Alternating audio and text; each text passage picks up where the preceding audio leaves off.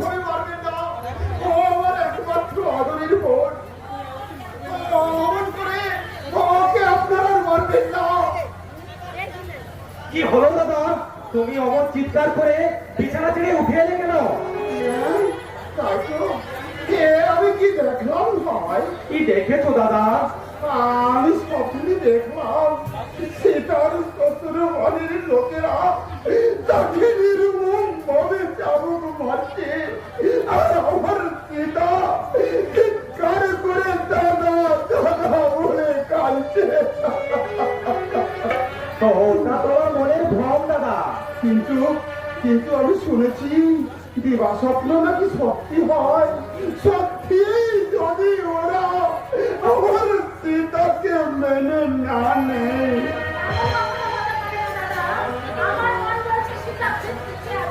থাকবে না, থাকবে না। এতদিন হত ভাগিটি কতই না কষ্ট করেছে, এবার তো সুখে থাকবে। সেটার জন্য আর তোমাকে চিন্তা করতে হবে না দাদা। তুমি অসুস্থ, ডাক্তার তোমায় বেশি কথা বলতে নিষেধ করেছেন। দূর বোকা, এখন কি আমি অসুস্থ আছি রে? এখন তো আমি পুরোপুরি সুস্থ। আরে চিন্তার কথা বলছি দাদা, তোরাই তো আমার শহরে। বাবা মা মারা যাওয়ার পর থেকে সেই ছোট্ট থেকে তোদেরকে আমি বড় করে তুললি। তোদের কথা ভাবতে ভাবতে জীবনের 3টে কাল আমি পার করে এসেছি। আর এই শেষকালে এসে তোদের যদি আমি একটু সুখ দেখে যেতে না পারি, তাহলে যে আমি মনও শান্তি পাবো না রে, মনও শান্তি পাবো না। আপনাকে আজ এমন দুর্বল করছে দাদা। ভালোবাসা পাই বলে তো ভালোবাসতে ইচ্ছে করে যে পারলি। এই জগতের কটা ভাই বোন তাদের দাদাকে এমনি ভাবে ভালোবাসে। কিন্তু আমাকে তুমি আর আগের মতো ভালোবাসো না দাদা। সে কি রে, তোকে আমি ভালোবাসি না। তাই যদি বাঁচতে, তাহলে দিন রাত কেন সীতা সীতা বলে পাগল হও। আমার কথা কেন একটি বাড়ির জন্য তুমি মুখে আনো না। ধুর বোকা, এতদিন তোরা দুজন আমার বুকের দুটো দিক ভরে রেখেছিলে। সীতা চলে যাওয়ার পর থেকে আমার বুকের একটা দিক বড্ড খালি হয়ে গেছে রে। আর আর সেই খালি মুখটার দিকে তাকালে মনটা যেন আমার কেমন হয়ে উঠে। নিজের অশান্তে ওই মত ভাগিটার কথা চিন্তা করতে করতে কখন যে আমার চোখে জল ভরে যায় আমি জানি দাদা, আমি জানি না রে, আমি জানি না। দাদা, আমার খালি মুখে আমাকে আপনি আমাকে একটু আশ্রয় দিন না দাদা, আমাকে একটু সীতার জায়গায় তোকে স্থান দিতে খুব শীঘ্রই আমি তোকে আমার পুরো লক্ষ্মী রূপে ঘরে বরণ করে তুলে নেব। এ তুমি কি বলছো দাদা? তোদের নিষ্পাপ ভালোবাসার যথা মর্যাদা মধ্যে আমি যেমন চন্দন, তাই তাই না আমি দাদা হয়ে তোকে অনুমতি দিচ্ছি তুই একটা চাকরির সন্ধান কর। তোর চাকরির অপেক্ষায় আমি আমার এই ভাবি কুলমধুর আসনটা সাজিয়ে রাখলাম। তাই হবে দাদা, আজ থেকে আমি চাকরির সন্ধানেই করব।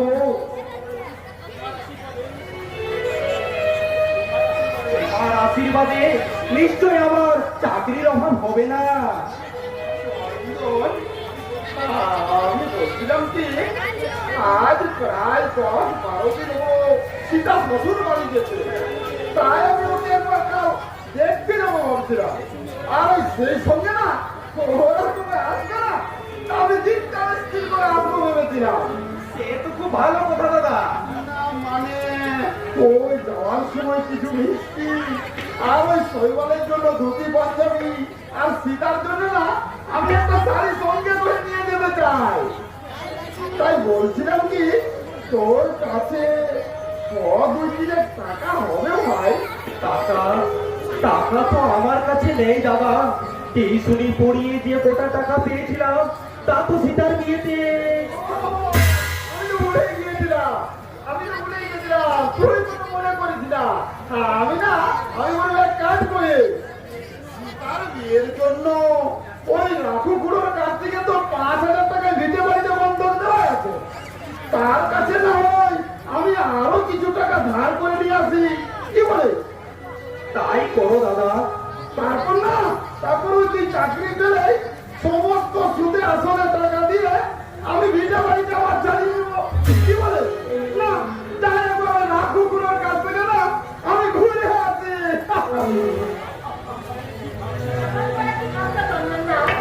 ওই নিঃস্বার্থ মানুষটার কথা, আমাদের প্রতি যদি তো তার কর্তব্যের অবহেলা হয়, তার জন্য দাদা সংসার পর্যন্ত করেনি। জানো কুন্তলা, সব সময় আমার মনে হয় ওই মহান মানুষটার ভাই হয়ে জন্মাতে পেরেছি বলে আজ আমি ধন্য। দাদার স্নেহ করতে চলছি, দাদার স্নেহের প্রাচীর ভেদ করে কখনো কোনো দুঃখের ছায়া আমাদের জীবনে পৌঁছাতে পারেনি। সেই স্নেহের দিন শোধ করতে গেলে কি করতে পাও চলবেন না। আমি তোমার পাশে রইলাম। তুমি এই তো আমার পথ প্রদর্শনী, তুমি এই তো আমার কর্মজীবনে একমাত্র প্রেরণা। তুমি পাশে থাকলে দেখবে জীবনের কঠিন সংগ্রামও আমি হাসি মুখে জয়লাভ করতে পারবো। কুন্তলা, আমি হাসি মুখে জয়লাভ করতে পারবো। কিন্তু এটি বলে নয়, আমি চুপ ধরে আমি তোমার পাশে রইলাম চন্দনদা, তুমি এগিয়ে চলো। কুন্তলা, জীবন সাথী ও গো বন্ধু আমার, তোমার বিনা এই মন। জীবন সাথী ও গো বন্ধু আমার, তোমার বিনা এই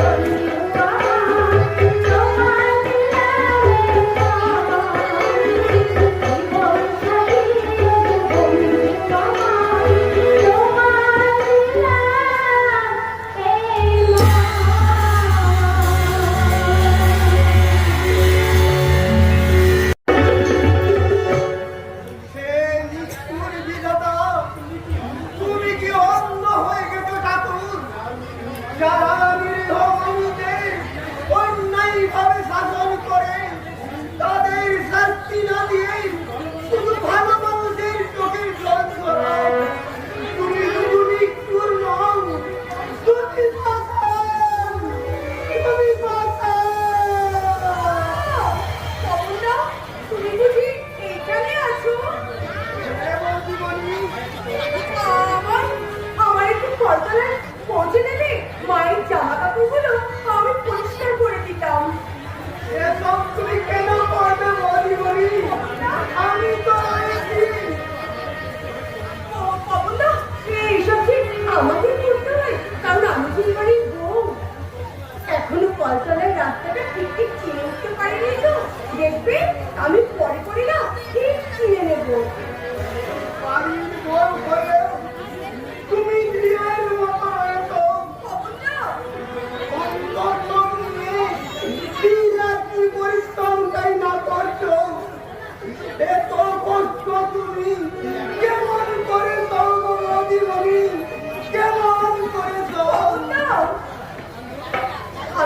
সম্মান নেই।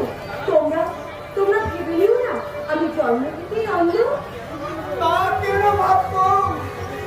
আমাদের চোখের সামনে ওরা তোমায় অন্ধ করে দিল, আর আমার কাছ থেকে বড় দাদা বউকে আলাদা বাদ করে দিল।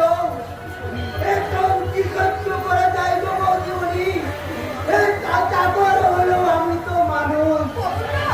বাবুদা, তুমি বৃথাই আমার কথা ভাবছো। আরে ভুলকুকি দেখলে মা তো তার মেয়েকে শাসন করবে, আর সেই শাসনটুকু যদি আমি সহ্য করতে নাও পারলাম তাহলে আমি কেমন মেয়ে গো?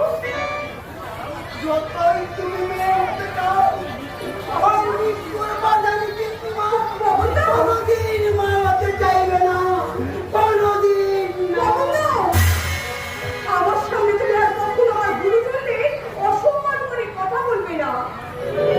আমার ভুল হয়ে গেছে বৌদিমণি। তুমি যে দেবীর উপরে, সে কথা আমি জানতাম না। আজ ভগবানের কাছে প্রার্থনা করি, তোমার মতো দেবী যেন একটু সুখের মুখ দেখতে পাইব। একটু সুখের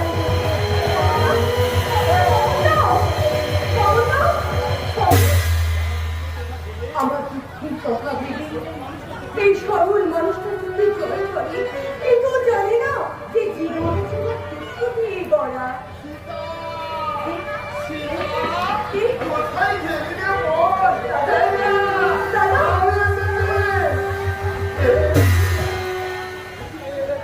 দেখি রে বল, তুই আমার পড়ে যাচ্ছিস কেন? তোর কি হয়েছে রে সীতা? আমি অন্ধ হয়ে গেছি দাদা।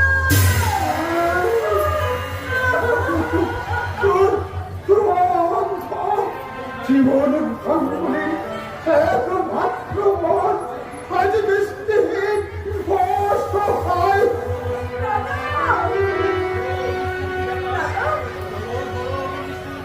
ওগো ওগো নিষ্ঠুর বিধাতা, এই সরল পদ নিত্য মেয়েটা তোমার চরণে দিয়ে আমার অপরাধ করেছিল। খোঁজ অপরাধীর সাজা দিতে এই অসময় মেয়েটার চোখের দৃষ্টি তুমি দিনের মতো ম্লান করে দিলে।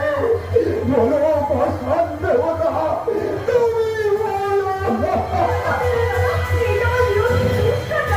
তাই যদি হয় ওই নিয়তি ওই পুরস্কারটা আমায় দিল না কেন?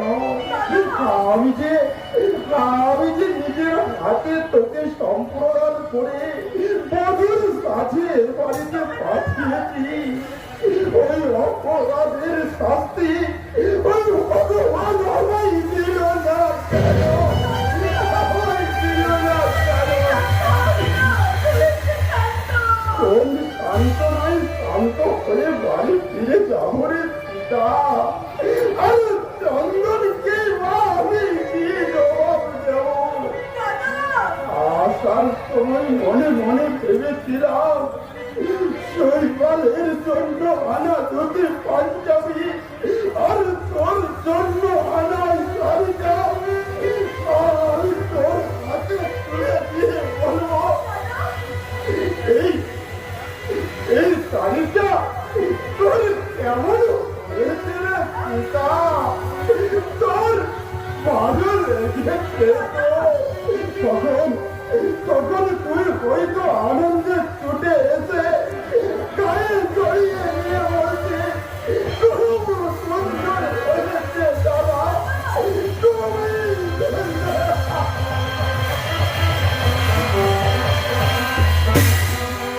এই দেখো দাদা, এই দেখো তোমার কাপড়টা আমি গায়ে জড়েছি, কি সুন্দর আমাকে লাগছে। দেখো দেখো দাদা, তুমি দেখো। ওই কোথায় তুই আমাকে বলাতে পারবি না? তোর নিষ্ঠুরতার জন্য আমি ওদের কাউকে ছাড়বো না, কিছু জানি না। বিচার চাইব বিচার। চিরকাল নয় তুই লগ্ন বস্তা হয়ে বেঁচে পারতি, তোর কি আমি খাওয়া পড়ার অভাবটুকু বন্ধ করতে পারতাম না? কেন কেন ওকে তোরা নিয়ে অন্ধ করে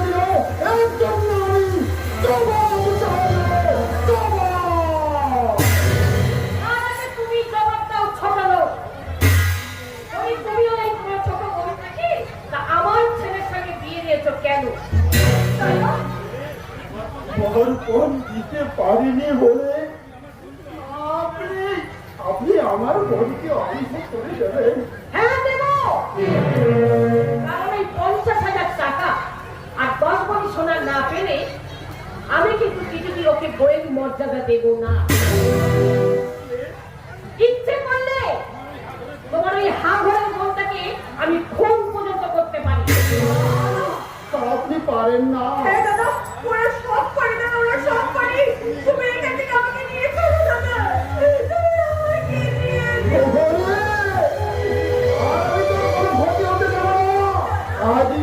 আজই আমি তো এই মুহূর্তে আমার সঙ্গে নিয়ে যাবো। এই, নিয়ে যাবো বললি হলো? দশটি মতন তোমার বোন এখন এবারই বউ। তাই এই বাড়ি থেকে ও একটা কোথাও লড়তে পারবে না। এবারের বউ যদি, তাহলে কেন আজ কেন ওর চোখে অবিরাম জল ঝরছে? বাড়ির বউ বুঝি এইভাবে কাঁদে? হ্যাঁ, থামো তো। জোর করে তুমি তোমার বোনকে এই বাড়ি থেকে নিয়ে যেও। ও কিন্তু বইয়ের মর্যাদা কোনোদিনই পাবে না। দাদা, মাসিমা, তাই তো শৈবালকে আমি আলাদা করে ওর কাছ থেকে দূরে সরিয়ে দিয়েছি। ও ভগবান! তাই ওই 50,000 টাকা আর 10 ভরি সোনা আমার হাতে তুলে দিতে পারবি। তাহলে কিন্তু সেদিন তোমার বোন এই বাড়িতে উপযুক্ত বইয়ের মর্যাদা পাবে এবং আমার শৈবালের স্ত্রী হওয়ার অধিকারও পাবে।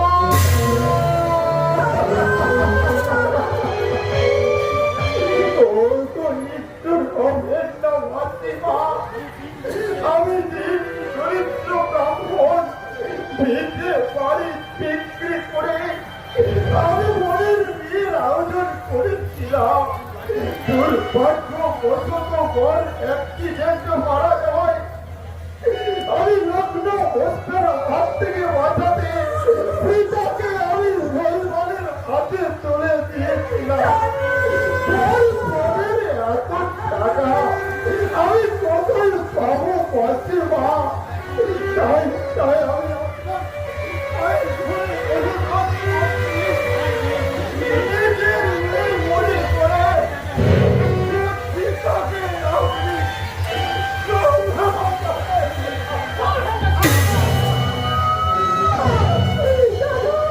চলে যাও, চলে যাও দাদা, তুমি এখান থেকে চলে যাও। আমি কোনোদিন এখানে এসো না, আমি চাই না আমি বধূর মর্যাদা।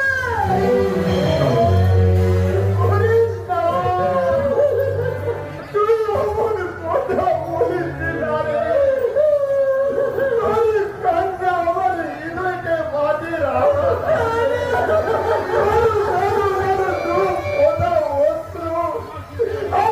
জীবনে অভিশাপ হয়ে ধরে পড়বে। তাই আমি তোর চোখের জল মোছাতে আমার গায়ের সমস্ত রক্ত বিন্দু নিকড়ে দিও। আমি জোগাড় করবো ওই 10 ভরি সোনা, 50,000 তারপর সেই টাকা এই সব ধন কুবেরদের লোভের দোকানে ছুড়ে দিয়ে আমি মুঠো মুঠো সুখ কিনে দেবো। মুঠো মুঠো সুখ কিনে দেবো।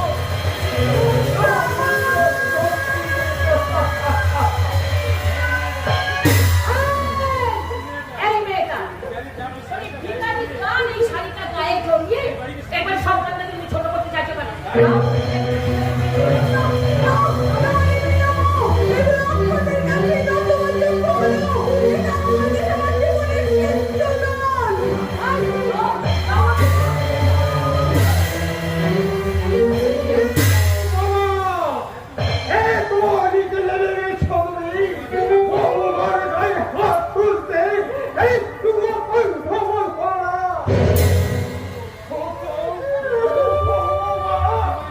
একেবারে জড়িয়ে ধরে আদর করে তোলো। যত সব অধিক বলি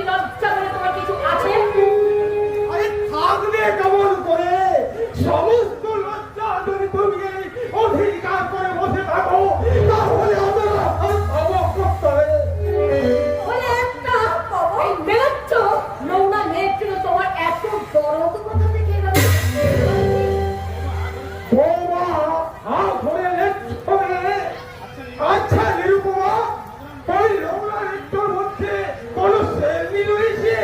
যে শ্রেণীর পর্যায়ে তুমি রয়েছো, তুমি। আমাকে তুমি এত বড় অপমান করলে? বাবা, আরে যার মানেই নেই তার আবার অপমান কিসের? আর কখনো যদি আমার সঙ্গে তুমি এইরকম ব্যবহার করো, তাহলে কিন্তু তোমাকে আমি স্বামী বলে খাতির করবো না।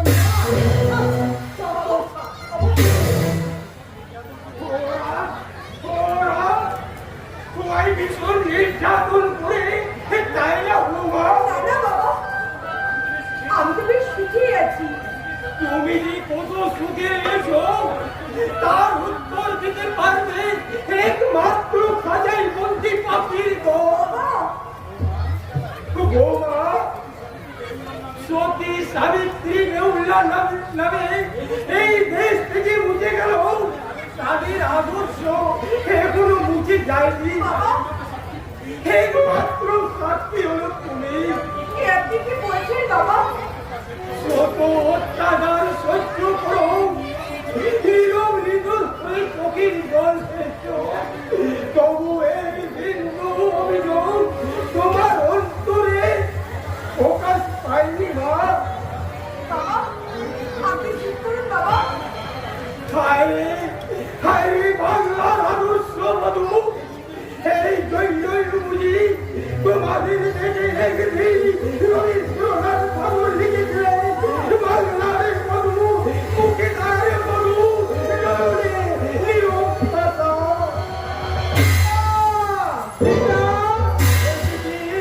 এসেছিস শৈবাল,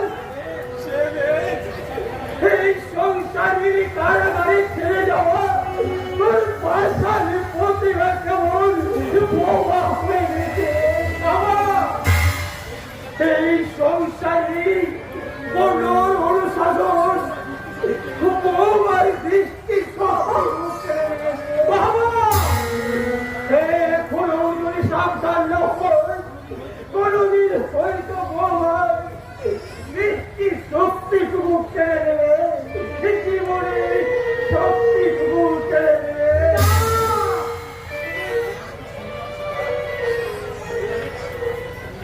আমি কি শুনলাম সেটা সত্যি কি তুমি? না না না না, এ আমি ভুল শুনেছি, এ হয় না, হতে পারে না। দেখো সেটা, দেখো আমার দিকে চেয়ে দেখো, একটি বার শুধু আমার দিকে তাকাও। কেন কেন তুমি তাকাবে না? আমি তোমার স্বামী, কতদিন পরে কত আশা নিয়ে তোমার কাছে ছুটে এসেছি, আমার তুমি একটি বারো তাকাবে না সেটা।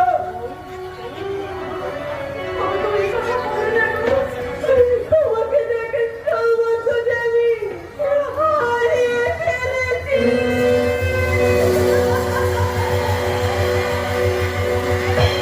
বলো সীতা, বলো কে তোমায় অন্ধ করেছে? কে? আমি যে পড়ে গিয়ে অন্ধ হয়ে গেছি গো। আমি পড়ে গিয়ে অন্ধ হয়ে গেছি। তোমায় বলতেই হবে সীতা, কে তোমার মুখের হাসি কেড়ে নিয়েছে? কেমন করে হারিয়ে গেছে তোমার দৃষ্টি শক্তি? বলো সীতা, বলো, আমার মাথায় হাত রেখে বলো। হাসি ছিল, গান ছিল, সাথী ছিল সাথে, বুঝিনি তো তীর ছিল নিয়তির হাতে। হাসি ছিল, গান ছিল, সাথী ছিল সাথে, বুঝিনি তো তীর ছিল নিয়তির হাতে। দুদিনে মধুমেরা হলো অবসান, তীর বেধা পাখিয়া গাইবে না গান। ভুলে গেছি জীবনে হাসি কলতা,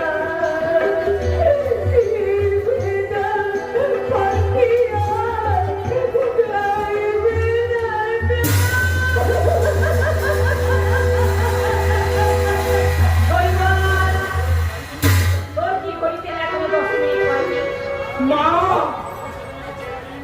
বলি আবার সেই শর্তের কথাটা তোরা কি এখনই ভুলে গেলি? তোমার পায়ে পড়ি মা, এত তুমি নিষ্ঠুর হয়ে না। এ তোমার মৃত্যু, ওর যেমন ক্ষমা হয়ে গেছে, ওর চোখের দৃষ্টিটাও তো হারিয়ে গেছে। তবে আর কেন তোমার এই ভয়ঙ্কর সর্বনে আমার তুমি মুক্তি দাও না। অসম্ভব। বলো না মা, বলো না, আর তুমি আমার কথা বলো না। এই ভাঙা বুকটার মাঝে না পার দেবতা আমার চোখের সামনে। সীতাকে ছাড়া যে আমি পাগল হয়ে যাবো মা, তোকে তুমি আমার কাছে আসো না। 50,000 টাকা আর এই 10 কোটি সোনা আমার হাতে না দিলে আমি কোনোদিনই ওকে তোর বইয়ের স্ত্রীর মর্যাদা দেব না। আমি দেবো ওই টাকা আর তোমার ওই কথা। তুই কি তাহলে আমার মরা মুখটা দেখতে চাস না? ওগো, ওগো, তুমি চলে যাও, তুমি এখান থেকে চলে যাও, তাই না তুমি এই অধিকার, আজ থেকে তুমি মনে করবে, তোমার সীতা মারা গেছে। না সীতা না, তুমি অমন কথা বলো না সীতা। নিজ নিয়তির বিচারে যদি তাই হয় সীতা, তাহলে ওই মৃত্যুটা আমরা দুভাগে ভাগ করে নেব। মা মানো, আমি কখনো কোনো আদেশ তোমার অমান্য করিনি। তাই তুমি একটু অনুরোধ করছি, আজকের কিন্তু শুধু আজকের দিন শোনা, আমি পুরো ক্লান্ত মা, বিশ্বাস করো, তাকে আমি স্ত্রী রূপে পেতে চাই না। আমার জীবন যন্ত্রণার সঙ্গী হিসেবে শুধু আজকের দিনটুকু, আজকের দিনটুকু কাছে পেতে চাই মা, শুধু আজকের।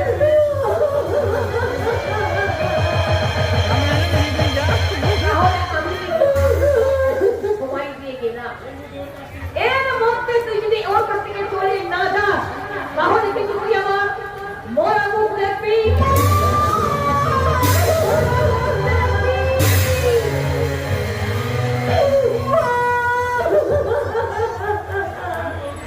কাঁদো, কাঁদো আমার পাষাণ প্রতিমা। চোখের জলে সৃষ্টি হোক ধ্বংসের প্লাবন, আর সেই প্লাবনে ভাসতে ভাসতে এই অতমালা শৈবাল মেরে শৈবাল মেরে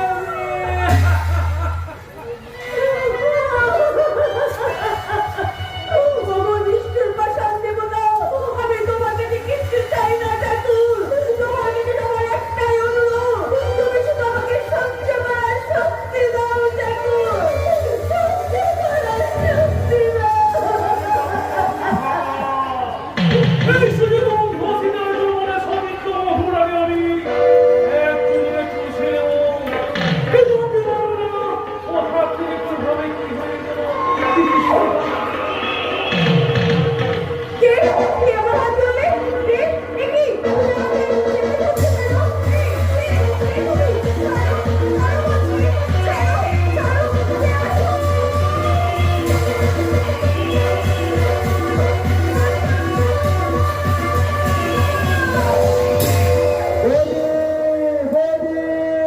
তুমি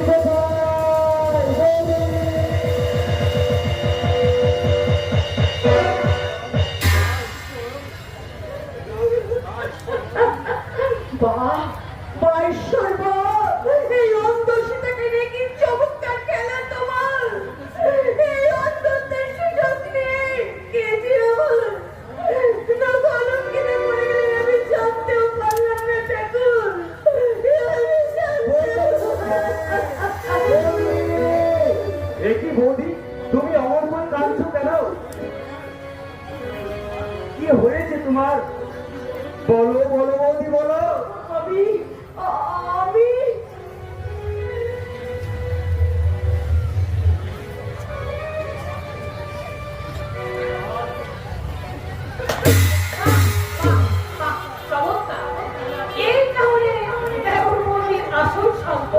মা তুমি এত নিট আমি তখনই তোমায় বলেছিলাম মা, কেউ কে এবারে থাকতে দিও না। কোনদিন হয়তো ওর মতো আমাকে জড়িয়ে ধরে বলবে, কৃষ্ণা তো চাঁদকে জল দিয়ে বন্ধ করবে। সে বৃষ্টির জলে হোক, আমি পুকুরের জলে হোক।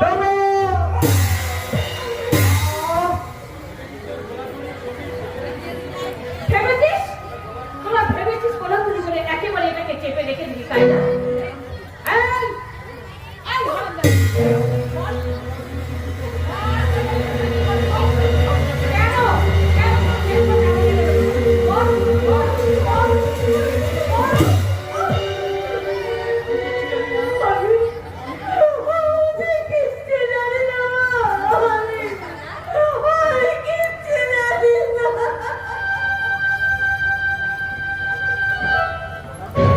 হারামজাদি, সব আমি বুঝে নিয়েছি। আরে নিশ্চয়ই নিশ্চয়ই গোপালের সঙ্গে আর ব্যভিচার করে ফেলেছি। এই, আমি তো লজ্জা করলো না? না করো না, কারণ যতই তুমি চড়া শুনে গান গাও মা, সেই গানের সুরটা তুমি কোনোদিন খুঁজে পাবে না। কি? কি বললি তুই? তোমাদের ছোট মনের ছোট দৃষ্টি দিয়ে বড় জিনিসকে তোমরা ছোট করে দেখতে শিখেছো মা, কিন্তু কোনোদিন ছোট জিনিসকে তোমরা বড় করে দেখতে শিখোনি। ওদিকে আমি মায়ের মতো শ্রদ্ধা করি আর ভালোবাসি, সেই মাতৃশ্রদ্ধা বৌদির সঙ্গে যদি এই যে বিচারের কাহিনীটা এই জগৎ সংসারকে দেখাতে চাও, তাহলে তোমার মতো মায়ের পাশানি মায়ের সঙ্গে এই সংসারের বিচারের কাহিনীটাও এই জগৎ সংসার অবিশ্বাস করবে না, জগৎ সংসার অবিশ্বাস করবে না। ঠিক আছে, ঠিক আছে। হারামজাদা, আমাকে তুই একেবারে অপমান করে গেলি। ঠিক আছে, যেদিন আমি একেবারে হাতে নাতে ধরবো, সেই দিন আমি কিন্তু তোর সাধুগিরি একেবারে বের করে দেবো।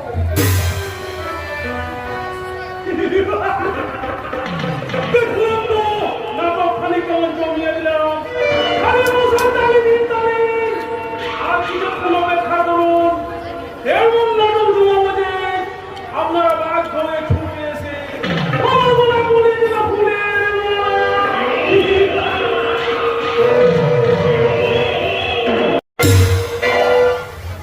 দিলে না, কেউ আমায় একটা চাকরি দিলে না। সারাটা দিন আমি নির্লজ্জের মতো কত অফিসের দুয়ারে দুয়ারে ঘুরে বেরিয়েছি, কত অফিসারের কাছে অনুনয় বিনয় করে বলেছি, এই যে স্যার শুনছেন আমি গ্রাজুয়েট বেকার, আপনার অফিসে যে কোনো একটা কাজ দিন না স্যার, যে কোনো একটা কাজ।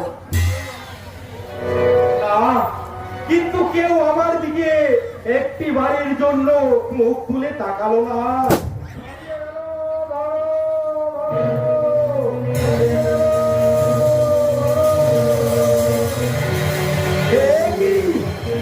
একটা যুবক গুলি করতে করতে এদিকে ছুটে আসছে, আর পেছনে তারপরে আসছে পুলিশ। নিশ্চয়ই কোন সমাজ বিরোধী হবে। পিস্তলের সবগুলি দেখছি খতম হয়ে গেল, এখন পালিয়ে যাওয়া ছাড়া কোনো উপায় নাই দেখছি। কোথায় পালাবি রে বদমাইশ? সমাজের কলঙ্ক হয়ে তুই কোনোদিন বেঁচে থাকতে পারবি না, আর তোকে আমি পুলিশের হাতে তুলে দেবো।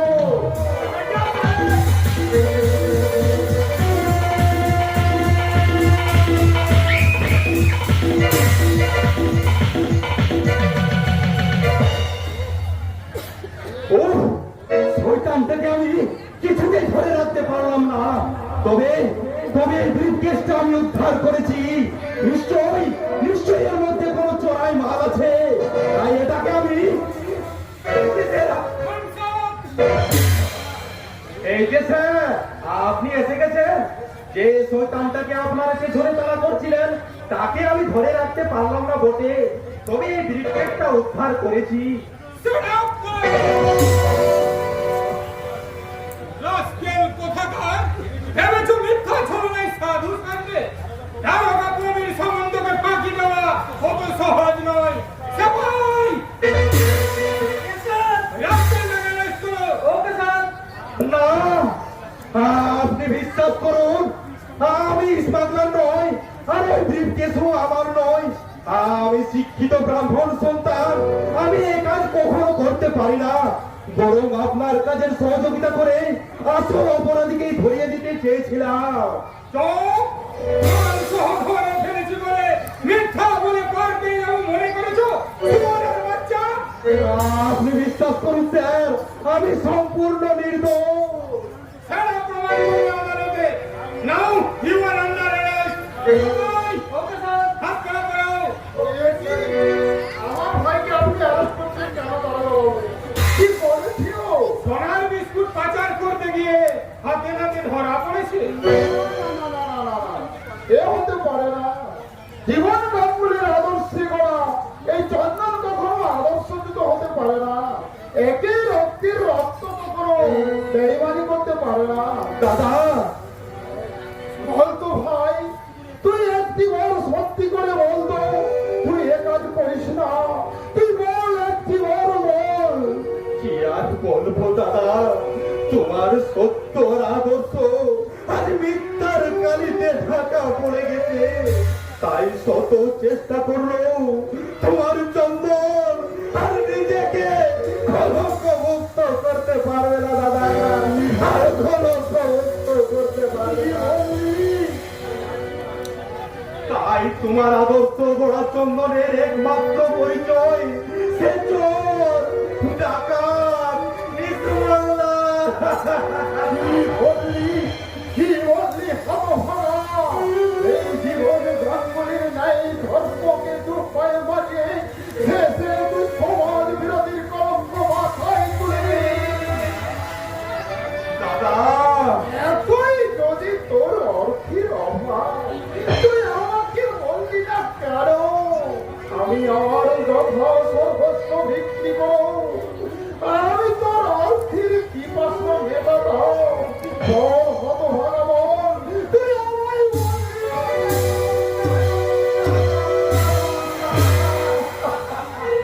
দাদা, থাকবি না। ওই সম্পর্কে তুই আমাকে কি ভালো ডাকবি না।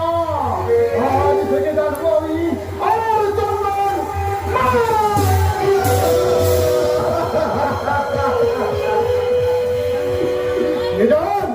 নিয়ে যান দারোগা বাবু, আমার সামনের থেকে ওকে নিয়ে যান। ওই চোর বদমাসটাকে আপনি ফাঁসির দড়িতে ঝুলিয়ে দেবেন। নিয়ে যান, নিয়ে যান। ওকে নিয়ে এসো। Okay sir. বেশ, তাই হবে দাদা। আলোর জগৎ থেকে তোমার চন্দন এবার আধারের মাঝে হারাতে চলল। তাই বিদায় বেলায় দূর থেকে তোমার উদ্দেশ্যে আমার শেষবারের মতো একটিবার অনুরোধ করছি দাদা, তুমি অবির দাও দাও দাদা, অবির দাও দাও। এই যাওয়াই যেন আমার শেষ যাওয়া হয়ে দাদা।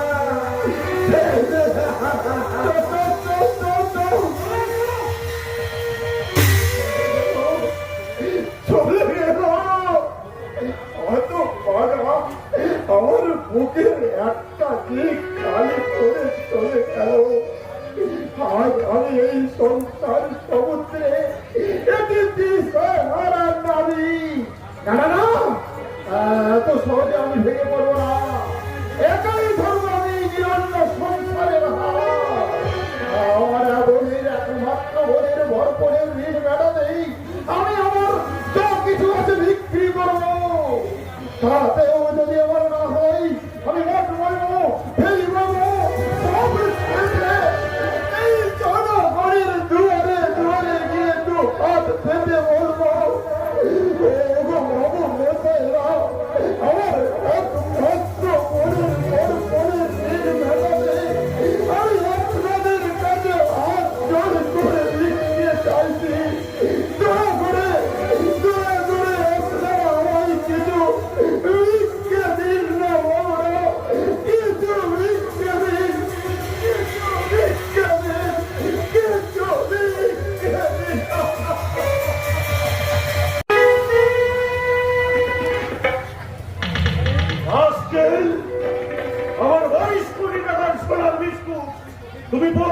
বাজেছে। বিশ্বাস করুন গুরুদেব, মায়ের সাথে আমার বিস্ফোরণগুলি শেষ হয়ে যাওয়ায় অবতার বাবাজি ওরফে মুন্না শেখ তার বিশেষ লাইফে ওখানেও চোট পাইনি।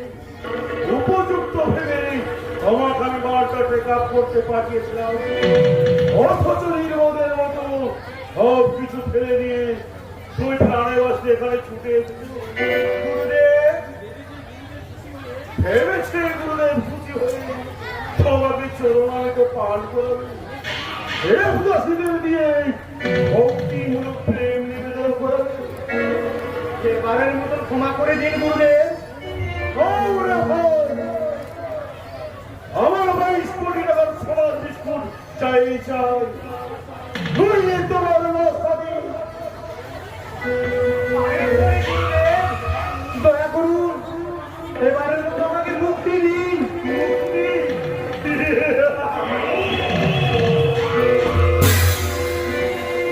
মুক্তি তোমার নেই।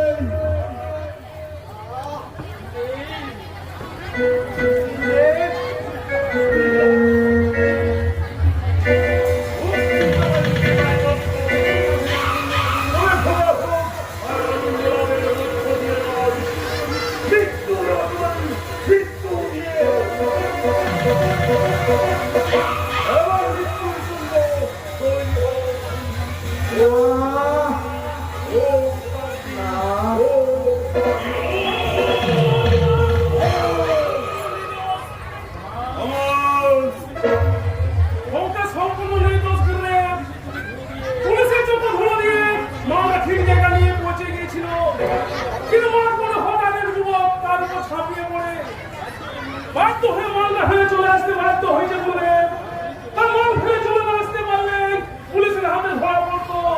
পুলিশের হাতে ধরা পড়লে আপনিও এই অবতার বাবাজিকে গ্রেফতার করার মতো পুলিশ এখনো এদেশের মুখে জন্মায়নি।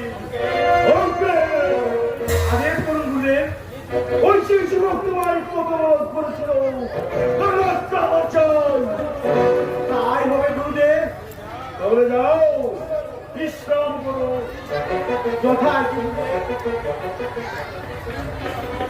অতুল কিছু সম্পর্ক আছে তোমার আছে গুরুদেব। আপনার মতো সন্ধানে আমি বহু জায়গায় ঘুরেছি, কিন্তু আপনার যত পূজারি সন্ধ্যা মাত্র দুটো পেয়েছি। কোথায় কোথায় আছে আমার আকাঙ্ক্ষিত সেই প্রেমের উপর ভিখারি? একদম আছে পলাশপুরে পরক্ষাল গলিতে, নামটা কুন্তলা। পলাশপুর কুন্তলা একদিন পলাশপুরে দিঘির মাঠ ঘুরে চলতে চলতে হঠাৎ দিঘির ঘাটে দিকে আমার দৃষ্টি আটকে যায়। দেখলাম এখন পূর্ণ যৌবনবতী ও দিঘির জলে স্নান করছে। আর যখন দিঘির উত্তাল ঢেউ ছলকে ছলকে ওই যৌবনে এসে পড়ে, তখন মনে হচ্ছে দিঘির মুখে যেন যৌবনের ঢেউ ছড়িয়ে পড়ছে।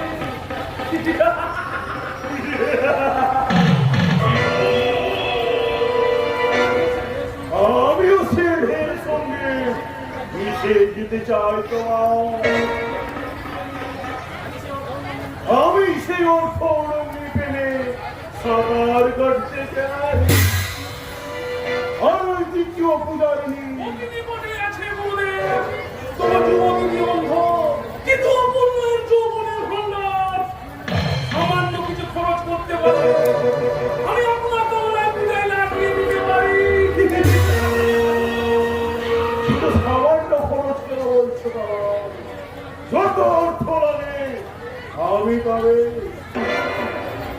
তুমি শুধু সেই পূজারিকে এনে দাও, সকালের পুজো।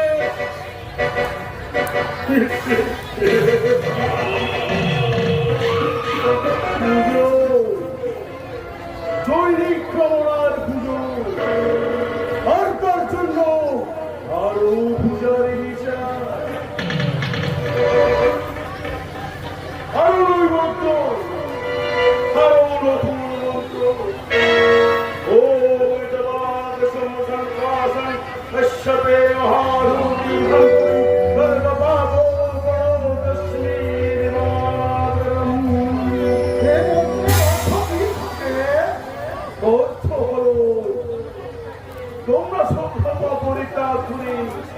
আমরা তরুণ লাল, আমি তোমাদের সব পাপ থেকে মুক্তি দেব। আমিও তাই ওই ভক্ত বৃন্দদের উদ্দেশ্যে ঘোষণা করি, হে অবতার ভিন্ন সমস্ত নারী পুরুষ, ধুরি ধুরি ধুরি ধুরি ধুরি সমস্ত নারী, তোমরা ধর্ম পরিত্যাগ করে এই গুরুদেব অবতার বাবাজির চরণে শরণ নাও। এ নিয়ে তোমাদের ওই ভোগের মন্ত্রে দীক্ষিত করে মুক্তির পথে পৌঁছে দেবে। ওম শান্তি, ওম শান্তি, ওম শান্তি। বড় ভক্ত যোগানন্দ, বলছিলাম কি, আপনি তো দেবালু ওই ভক্তিমূলক প্রেমে মধ্যে আছে, তা আমাকে একটু ওই প্রেম রসের অমৃত সুধা পান করার সুযোগ করে দিন। স্নান করুন, তুমি ধৈর্য সর্বোচ্চ। এখনই আনন্দ মঠের উপর শরীর দৃষ্টি করেছি, তাই কিছু পুলিশের কাহিনী এই অবতার বাবাদের দর্শনে অত্যন্ত ব্যাকুল হয়ে আছে। তাহলে তো সুখবর গুরুদেব, সুখবর।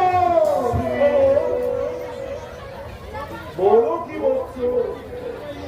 সেদিন ওই পুলিশ বাহিনী আপনাকে শোষণ করে লোহার গয়না পরিয়ে বরফ করে স্বর্গাবাসে ধুরি ধুরি ধুরি ধুরি ধুরি ভাগবতবাসে নিয়ে যাবে। সেদিন থেকে আমি আপনার হয়ে ওই ভক্তিমূলক প্রেম নিবেদন করব। ওম শান্তি, ওম শান্তি। তার আগেই মুন্না শেখ এই অবতার বাবাজির খরচ ছেড়ে বেরি শেষে পাড়ি দেবে। তথাস্তু। কিনা মানে ওই যথার্থ গুরুদেব। আচ্ছা যোগানন্দ, সেই বিপাশার সম্পাদী ভালোই আছে গুরুদেব। রান্নাবাটি করে দিল। না জানেনি, তবে সব সময় ওই চোখের জল পড়েছে। সেই জন্য ওকে আবার ওই নর্তকী সাজিয়ে ভক্তিমূলক নাচানাচি করতে চায়। আর সেই জন্য একদম ওই রাস্তার আমি ওকে নাচ গান শেখাচ্ছি।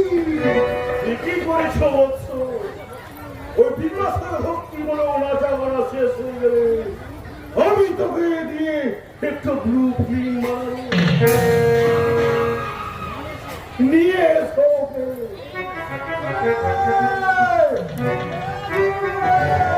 বিপাশাকে এখানে পাঠিয়ে থুরি থুরি থুরি থুরি থুরি থুরি বিপাশাকে এখানে নিয়ে আয়। আমাদের অত্যন্ত বিপাশা পেয়েছে।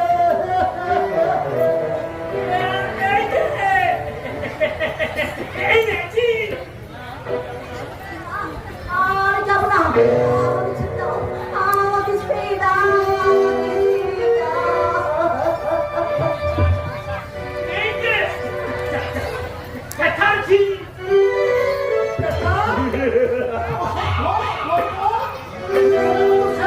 ভক্তি আছে, হয় কোলা ধরবি আর না হয় কোমর ধরবি।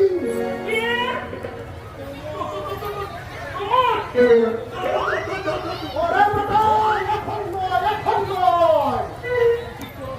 চুপ করো তোমরা। সুন্দরী, এখনো তোমার চোখে জল পড়ছে। এ জল নয় গুরুদেব, এ আপনার প্রেমের ভক্তিমূলক প্রেমের আনন্দ ধারা। বুকে তোমার কিসের হাহাকার? এ আমার দেবদাসীর পুরস্কার। এবার তাহলে এক নতুন মন্ত্রে দীক্ষা দিন। না না গুরুদেব, না, আমি নতুন কোনো আমি চাই না গুরুদেব। আপনি শুধু আমার জীবনে শিক্ষা দিন গুরুদেব। তোমার তোমার বিরুদ্ধ আগে উৎসর্গ হয়ে গেছে অবতার বাবাজির চরণে। এখন থেকে তোমার কাজ হচ্ছে শুধু আমাদের কামনার পিপাসা মেটানো। দাদা পেটানো। Chop chop chop. হ্যাঁ, হ্যাঁ বাবা।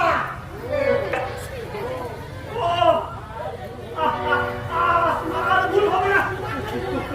বলুন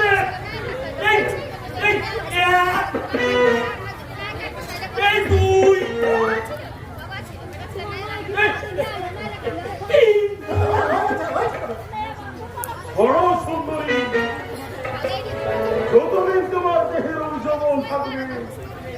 কতদিন তুমি ভগবান অবসর বাবাজির দাসীর নিযুক্ত থাকবে? না একমাত্র মৃত্যু ছাড়া এখান থেকে পালিয়ে যাওয়ার দ্বিতীয় কোনো পথ নেই।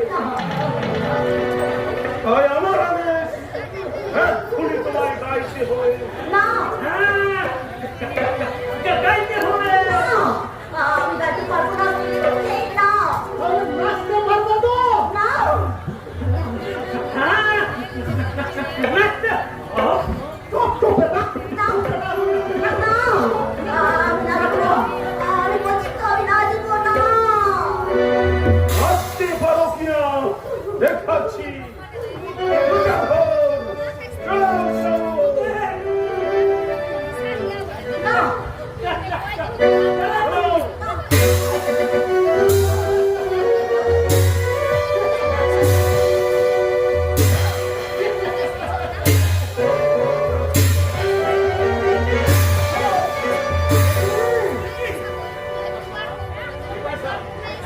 আমি গান করছি, তুমি নাচতে শুরু করো। তুমি নাচতে শুরু করো। ব্রেকেট করা দিলে ধা, ব্রেকেট করা দিলে ধা, ব্রেকেট করা দিলে ধা। রাধে দেনা, রাধে দেনা,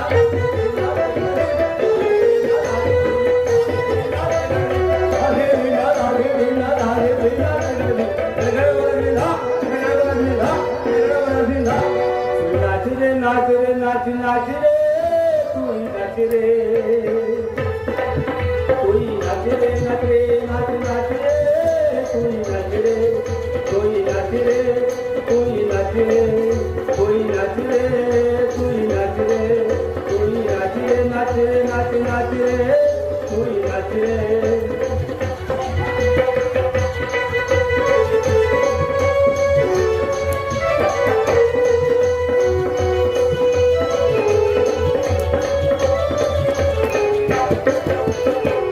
মৃদঙ্গের সুর তুলে, মৃদঙ্গের বল বলে, ময়ূরীর তালে তালে। মৃদঙ্গের বল বলে, ময়ূরীর তালে তালে।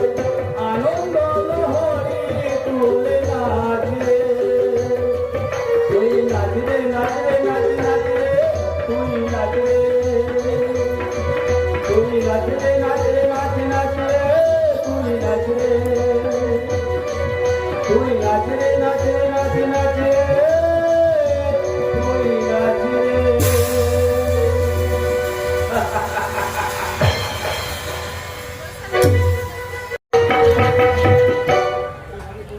এত ভালোবাসা মেলে না যে আশা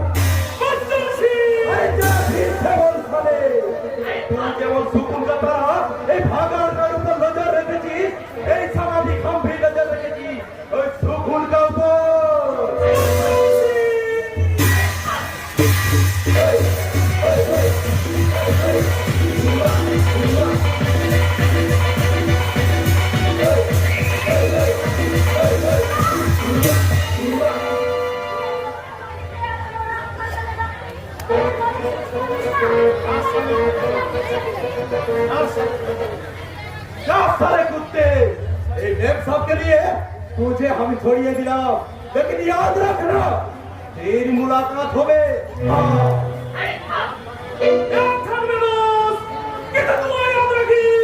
আমি মুন্না সিনেমা কোনোদিন কোনো শিকার হাত ছাড়া করে না করবেও না কোনোদিন। আপনার আমার সম্মান রক্ষা করার জন্য আপনাকে অবশ্যই ধন্যবাদ। আরে চোর আমি তো সিরিজ চোরের উপর বাটপাড়ি করিয়ে দিলাম এখন তো হবা বিলকুল হবা সরকার এই তাহলে আপনার আসল উদ্দেশ্য এই সর্বতলা নিজে মরবে তো শয়তানের কাছে নিজে তো কখনো সমর্পণ করবে না, শয়তান কখনো করবে না। আরে জরুর করবে সুন্দরী জরুর করবে বাবারে শয়তান আমার হাত দুটি ধরে নিয়ে চলো সখী তোমার মনের মন্দিরে কে তুমি? আমার চিনতে পারলে না শুনতো না আমি তোমার চন্দন শুনতো না শুনতো না তোমার ভালোবাসার কাছ থেকে মৃত্যু কি আমায় ছিনিয়ে নিতে পারে তাই তো পুলিশের লোকা ভেঙে তোমার চন্দন আজও বচ্চন ঠিক হয়ে বেঁচে আছে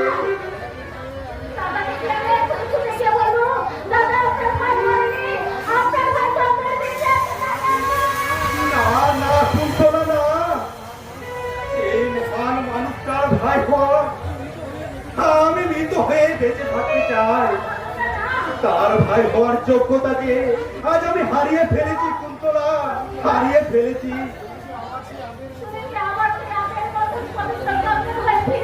পারি না কুন্তলা পারি না শত চেষ্টা করো আর আমি আগের জীবনে ফিরে আসতে পারবো না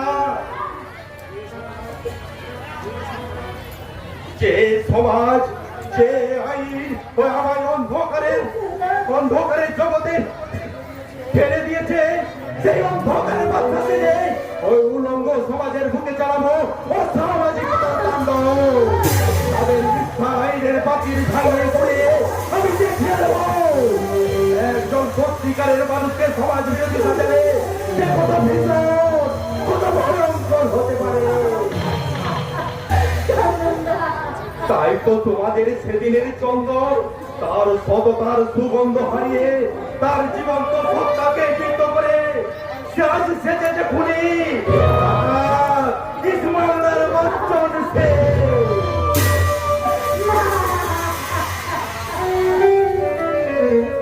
আর সমাজ আমায় ঘৃণা করলো তুমি যেন আমায় কখনো ঘৃণা করো না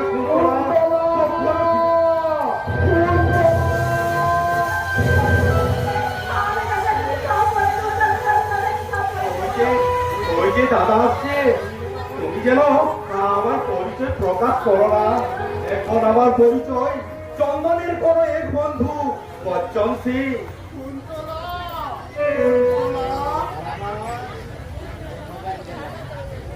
তুমি কে ভাই আমি बच्चन सिंह আছে দাদা চন্দন কা बचपन का दोस्त চন্দন আমি সব শুনিয়াছি দাদা পুলিশের গুলিতে চন্দন যাওয়ার সময় বড় অভিমান করে বলে গিয়েছিল তুমি আমায় আশীর্বাদ দিও না দাদা তুমি আমাকে অভিশাপ দাও যেন আমার এই নয় শেষ যাওয়া হয় দাদা শেষ যাওয়া হয় কিন্তু তুমি বিশ্বাস করো ভাই আমি চাইনি আমি ভাবতাম সে আবার আমার কাছে ফিরে আসবে কতদিন কত রাত আমি তার পথে অপেক্ষা করেছি কিন্তু আর এলো না তুমিও কাঁদছো ভাই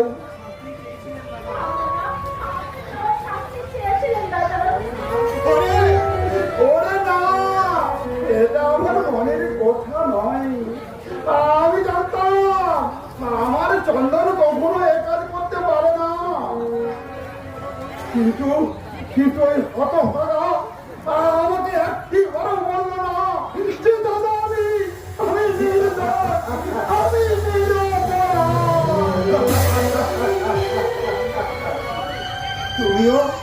তুমিও কাঁদছো ভাই?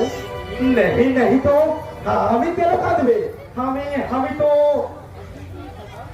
আপনি পেপার ফেরি করেন দাদা? যে ভাই বোনের বিয়ের বরফের স্বরূপ 50,000 টাকা আর 10 ভরি সোনা না দিতে পারলে ওরা আমার বোনকে মধুর মর্যাদা দিতে পারবে না। তাই নিজে বাড়িটা বিক্রি করবো বলে 10,000 টাকায় কথা রেখেছি, বাকি টাকা আমি দেবে দাদা, যত রুপিয়া লাগবে আমি দেবে দাদা। বলেন কত রুপিয়া লাগবে? বোনের সুখের জন্য এই শেষ জীবনে আমি তোমার কাছে ঋণী হতে পারবো না ভাই। আমি অখারি করে বড় বোনের ঋণ শোধ করবো। জানিস রে কুন্তলা, ওই বদমাস অকারগুলো আজ আমাকে না কাগজ বিক্রি করতে দেবে না। নতুন বলে আমি যেখানে যাই আমাকে দূরে সরে ঠেলে দেয়। আজ মাত্র আমি 21 টাকার কাগজ বিক্রি করেছি। কাল যে আমি কি দিয়ে কাগজ কিনবো? আমাকে কি আপনি পেপার দেবেন দাদা? আমি পেপার দেবে। নেবে ভাই? হ্যাঁ। কি পেপার নেবে? বর্তমান, আনন্দবাজার, প্রতিদিন? আমি সব পেপার নেবে দাদা, আমি সব নেবে। হ্যাঁ দাদা, আমার বহুত সারে পেপার লাগবে। আপনি আমাকে সব পেপার দিয়ে দিন। এই দিন 500 রুপিয়া রাখেন দাদা। আমি কাল भी আপনার সব পেপার নেবে আর পরশু भी নেবে। তুমি মানুষ নও ভাই, তুমি দেবতা। তাই তোমার মতো দেবতার চরণে জানাই আই হতভার শত কোটি নমস্কার। नहीं দাদা, আমি তো আপনার ভাই আছে। ভাই? হ্যাঁ, চন্দন का माफी हम भी আপনার ভাই আছে। চন্দন? हाँ चंदन, बोलिए ना दादा, मुझे चंदन बोलिए ना दादा। চন্দন, চন্দন না! চন্দন মারা গেছে। এই জীবন আমার জীবনের স্মৃতির পাতাল থেকে মুছে গেছে। সেই হতভাগা চন্দন জঙ্গলের নাম। যাও, চলে যাও, তুমি এখান থেকে চলে যাও। আমি না তোমাকে এক্ষণেও না। দাদা আর তোমার এই টাকা, এই টাকা আমি দেবো না। দাদা দয়া দেখাতে এসেছো দয়া? দেবে তো দয়া ভিক্ষা দিয়ে এই জীবনে জঙ্গলের স্মৃতি ক্ষত এঁকে দেবে না। তুমি পারবে না। যাও, এখান থেকে তুমি চলে যাও। বেশ, তাই হবে দাদা, তাই হবে। গাড়ি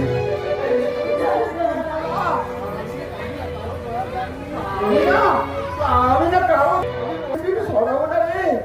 আমি এই হকারি করে, আমি কাগজ বিক্রি করে আমি বোনের ঋণ শোধ করবো। চলো কন্তনা,